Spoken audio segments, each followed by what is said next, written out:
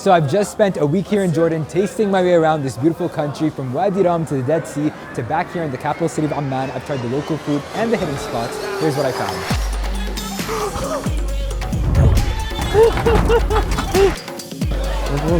That tastes like home. Echo!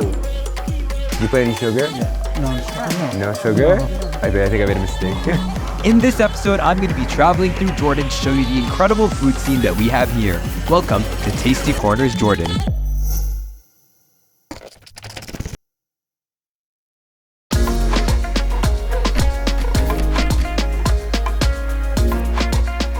So right now we're in downtown Amman. It's the heart of the city, and no matter what time you go, it's always going to be busy.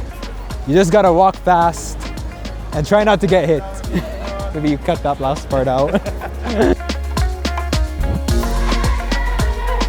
Going to food markets here in Jordan is always a great way of trying some local flavors, meeting some local people, and getting the essence of what makes Jordanian food so great. So when you come to one of these markets, you'll see that it's super busy. There's a lot of people coming in and out, but it's also just like a lot of fun to get to talk to the locals. They'll stop you, they'll have a conversation. You'll get offered a lot of free stuff, which is always a good time. شو في عندك زيتون أردني؟ هاد أردني؟ هاد وهاد وهاد. So these are all Jordanian olives. So I'm gonna try this one out. Let's see.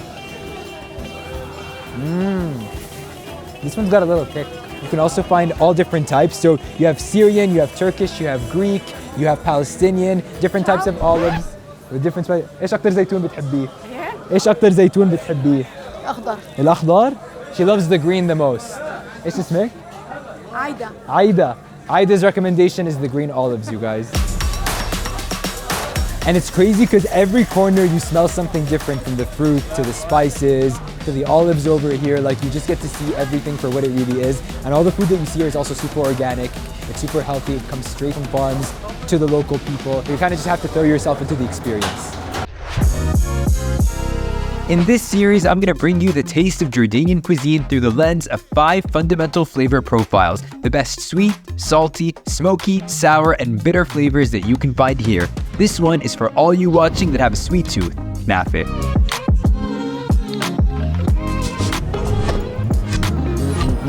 So you've had a great meal, and after a great meal you want some good desserts, and this is one of the most iconic dessert places in Jordan. The line is pretty long, so let's get in it and try some knafe. This institution is 75 years old. أستاذ هاني، أهلا بك، حياك الله، تشرفت. أستاذ هاني، أنت فاتح محل حبيبة، محل معروف بتاريخ الأردن. نعم. كم من سنة صرتم فاتحين عنده؟ هذا المحل له 73 سنة. 73 سنة. 73 سنة، الله يرحم الحاج محمود والدي، هو اللي افتتح المحل، هو بلش فيه، وانا لما صار عمري 11 سنة نزلني على السوق، نزلني اشتغل. أنت من 11 سنة بتشتغل؟ انا 11 سنة، لما صار عمري 18 سنة سلمني كل شيء، قال لي اسلم كل شيء. والله. طب كيف تشرح الكنافة للأجانب اللي يمكن ما بيعرفوا شو هي الكنافة؟ طبعا في لها مشروحات الكنافة هي اهم شيء بالكنافة هي الجبنة. الجبنة اهم شيء بالكنافة، إذا الجبنة كويسة معناته الكنافة كويسة. عرفت علي؟ فهذا في عجين، في جبنة، في سفرة، في عطر، في حلويات، هذه الكنافة. وايش هي اللي بتميز الكنافة بتاعتك عن الكنافات الثانية بالعالم؟ هلا مش انا اللي بميز، الزبون هو اللي بيميز، هو الزبون هو اللي بيميز، هو اللي بيعرف. ايش في شيء ثاني بتحب تحكيه للناس اللي قاعدين عم يحضرونا عن محل حبيبة، واذا بدهم يجوا عندك شو انت بتنصحهم يمكن يكون عندك لما يجوا هون؟ ايش يطلبوا؟ يطلبوا كل شيء. خشنة ولا ناعمة؟ يطلبوا خشنة، يطلبوا ناعمة، يطلبوا محيرة، كل شيء عندي. كل شيء عندك ذاك. 7 شواف كنافة. Alright, so I've had to queue, but it's well worth the wait. I got some extra for the crew, so let's go try these. So this is my piece. As you can see, you got the pine nuts on top. There's that beautiful sugar glaze, the cheese, the crispy dough on top. About to take my first bite.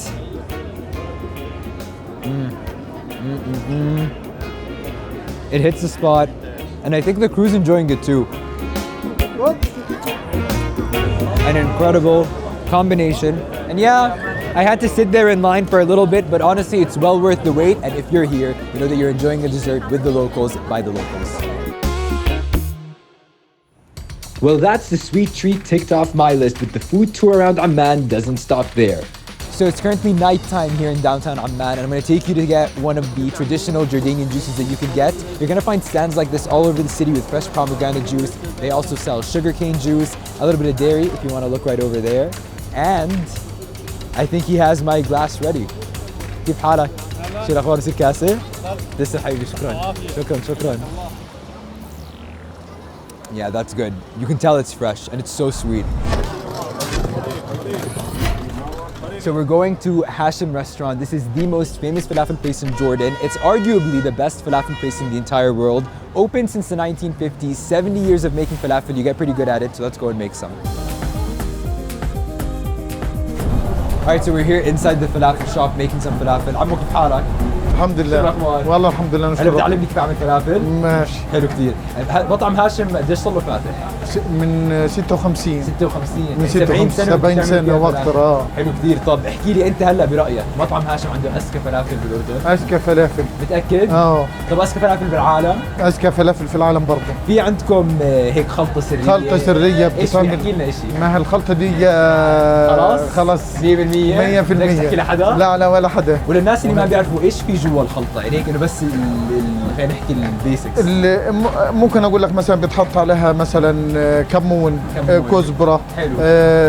فلفل. طيب حلو كثير. تعال فرجيني كيف نعمل فلافل. تعال. هاي القالب.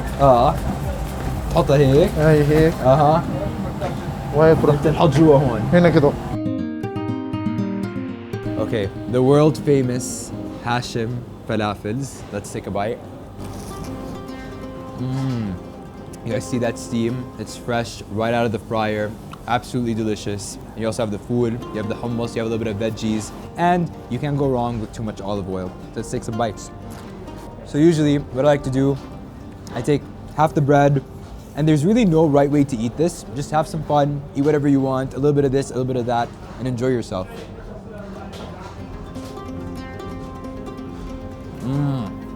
Arguably, the best falafel, not just in Jordan, but in the entire world. And the great thing about this place is it's open 24/7. So you'll always have people here. We're right before dinner time rush. So we actually came here at a pretty quiet time. If you come here during Ramadan, people like to have their food right before sunrise. So you will see tables going all the way around the street, all the way around the neighborhood. Ask any Jordanian, they know Hashim. It's the place to be. When you think of Jordan and the Middle East, you might not think wine, but this is where it was made 2,000 years ago, and now wine is making a comeback with JR, the wine experience. You get to come here, get a history lesson, try some wine, so let's take a look.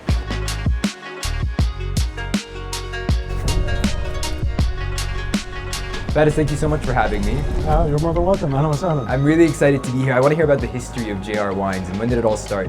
We 70-year-old business. It was started doing spirits and making arak and brandy. And in 1975, the company moved into making wines. So your vineyards are here in Jordan? Yeah. And as far as the wine culture here in Jordan, is there a lot of different wines here? Or there's a lot of imported wines that you'd see. There's a very limited amount of production here. So we ended up planting over 40 different types of grape varieties in the desert soil. So you have over 40, and you use all of them to make different types of wines. Absolutely, and there's a story for each one of them. There's a story? Okay. It's a beautiful, I think we have time for 40 stories, but that's absolutely insane. I feel like it's a lot of fun experimentation and a little bit of science that goes behind it. You're witnessing here is a grand experiment in space and time on what would work in this type of soil. And as far as Jordanian wines stacking up against other wines, what would you have to say for that? And where do we place ourselves on the map? That's a good point. We didn't know, so what we did was we took our wines and we started sending them about 7 years ago to international wine competitions to see where we go. And we've reached around 250 international awards now. Really? From all around the world, So I feel like when it comes to Jordan and wine, are there lots of families that are making wine? Are you one of the first to be doing it? We're the first winery, the modern winery, first modern winery to be established in the country.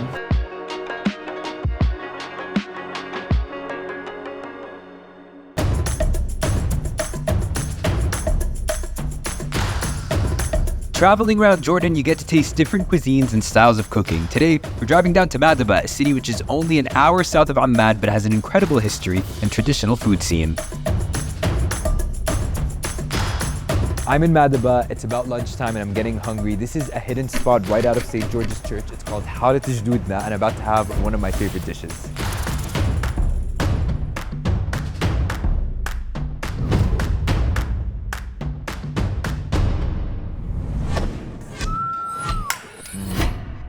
Yakhnet potato jaj is a staple Jordanian dish, and this is what I order when I need my go-to comfort meal. So one key part of the dish is to leave the skin on the chicken, which is marinated for hours while you create a garlic, olive oil, and lemon sauce. Then add the potatoes, the chicken, the sauce all in one pot and then into the oven where all the juices and natural sauce from the chicken come together to make a delicious meal. All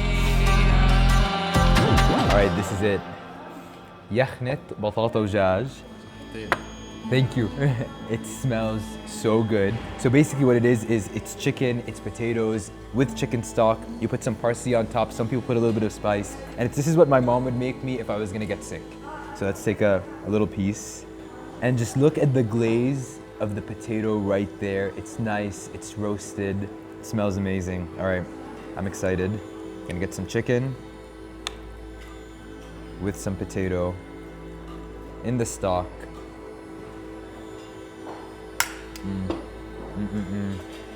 That tastes like home. That's what it tastes like. It's so delicious. Even like you feel your sinuses all opening up, and it's just like a good, healthy, heartwarming comfort food dish. You got a little bit of salt, you got the nice broth that just puts everything together, kind of balances out the flavors. It's so good. This is a classic Jordanian dish. If you come here, you have to try this. All right, stomach's full and it's time to drive south again towards Petra, one of the 7 wonders of the world. We woke up super early in the morning and it's so beautiful. It's like the best morning walk I've ever taken.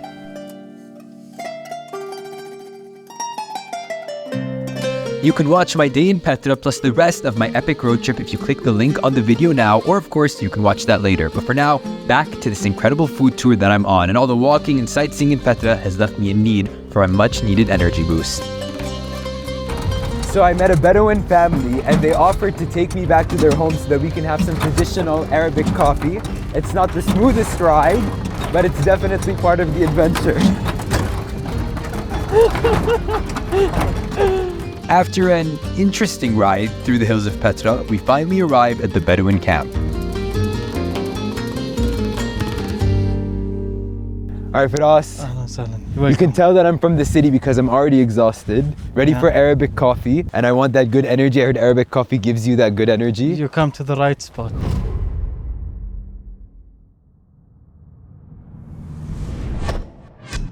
Wow.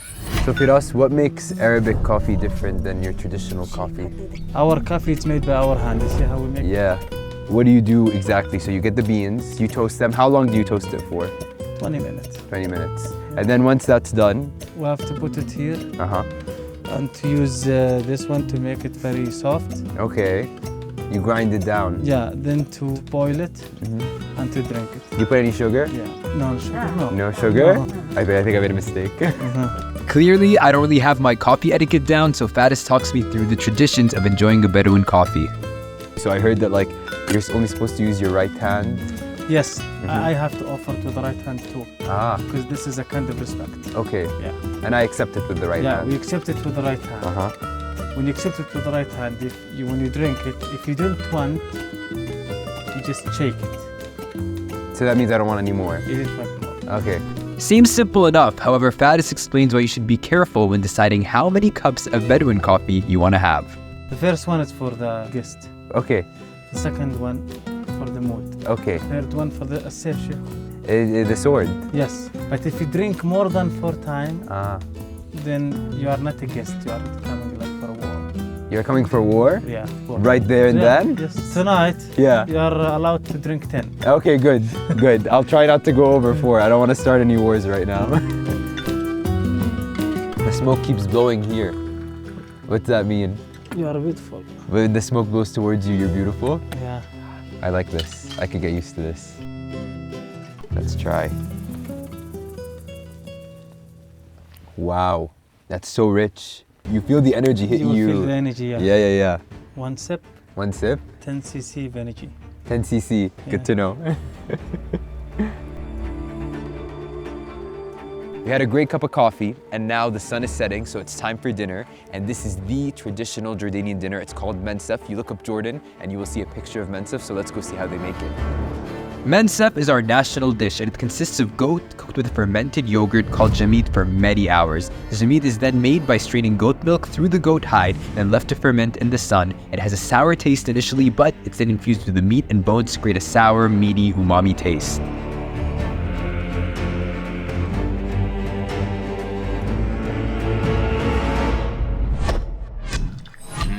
The Mansaf is ready now. It's been 2 hours. Yes. So all the flavors are put together. Yes. The bread, the one it's made today is what? Yes. Goat meat and the yogurt from goat. And now we have to put the shrek like this. Very cool. You wanna taste? I do. Here we go.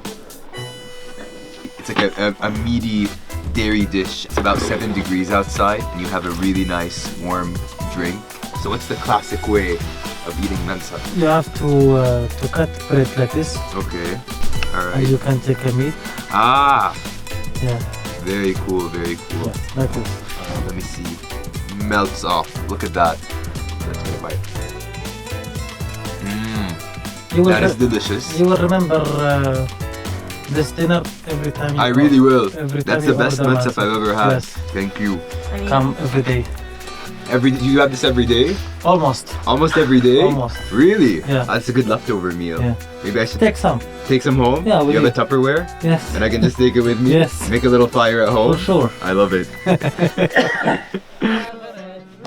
After our meal, it's time for the entertainment, and although we all have full stomachs, even the production team gets involved.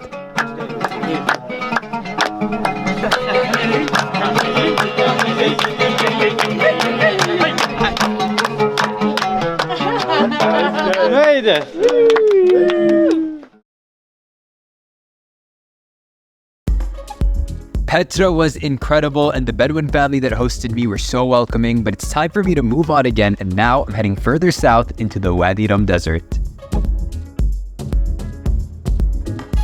We're gonna be staying at the Bubble Lux Hotel. It's an eco lodge with these space-like moon pods. Is that the bedroom? Oh, and you can see all the stars from here.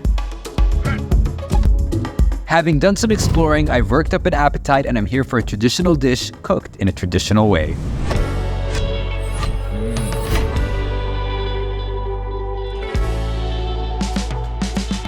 A classic Jordanian dish, or should I say Bedouin dish, and it's called Zarb. You combine chicken, meat, potatoes, rice, and vegetables. Each one has its own marinade and spices. They cook it underground for about 6 hours altogether, all stacked up on top of each other so the juices run down, the smoke rises up all through the different layers. Now, this was traditionally made when it was too hot for shepherds to be out in the middle of the day, so they'd prepare the food in the morning, leave it cooking underground, and then return to it at sunset to eat. This is how to barbecue Bedouin style.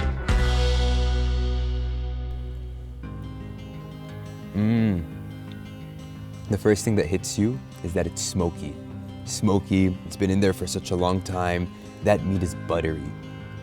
Right? There is a difference between just putting something in an oven, because you could have done something like this as an oven, versus putting it down with the coal, with the wood. And again, that coal was there for 2 hours and a half, just getting the heat exactly right so that you can cook it all together. What's interesting is it's salty, but it's not like an overpowering salt because it's just the natural salt from the chicken skin, and the smoky flavor kind of also balances out really well. This is the quintessential Wadi Rum experience. You have a great home-cooked meal, a beautiful lemon mint drink, the desert right to your right, just to wash it all down. It's perfect. أبدعت. Hello editors, so sorry. أبدعت means you've outdone yourself, and I just said it to the chef.